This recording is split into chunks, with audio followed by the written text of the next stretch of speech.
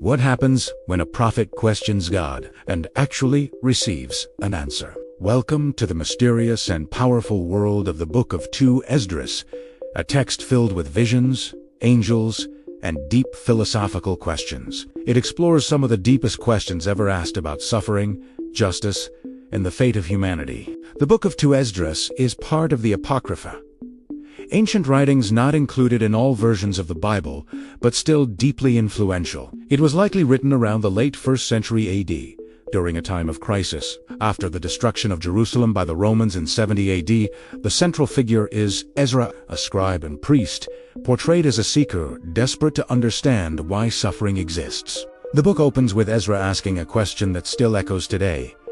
Why do the wicked seem to prosper, while the righteous suffer? Ezra sees injustice everywhere. Nations fall, innocent people are oppressed, evil seems to thrive, so he cries out to God. And surprisingly, God answers. But not directly. God sends the angel Uriel to speak with Ezra. But instead of giving simple answers, Uriel challenges him. He asks Ezra questions that reveal the limits of human understanding. Can you measure the depth of the sea?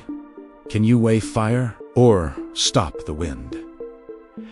If not, how can you expect to understand God? This moment is powerful. It shows that some mysteries are beyond human comprehension. Uriel explains that humanity's suffering began with human choices. Like in the story of Adam, sin entered the world, and with it came corruption, pain, and death. But there's a deeper message. Not everyone is meant to be saved. This is one of the most controversial themes in 2 Esdras. The book suggests that the righteous are few, and the path to salvation is narrow. Ezra is then given a series of powerful visions. He sees a woman mourning, symbolizing Zion, a great eagle representing oppressive empires, and a lion rising, symbolizing a messianic figure. These visions are filled with symbolism, but the message is clear.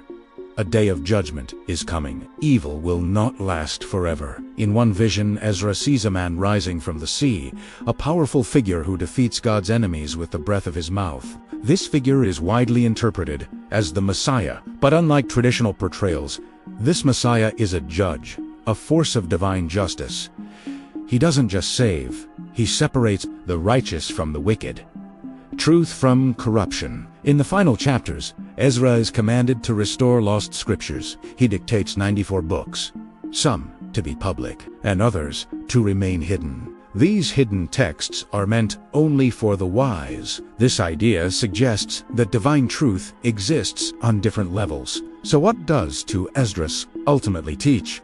It doesn't give easy answers. Instead, it challenges us to wrestle with difficult truths, that suffering is real and often unexplained, that justice may not come immediately, and that faith sometimes means trusting without fully understanding. It reminds us that even in doubt, questioning God is part of the journey. The book of 2 Esdras is not just about the end of the world.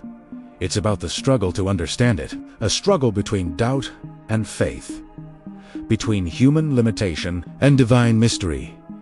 And perhaps, in that struggle, we find the beginning of wisdom.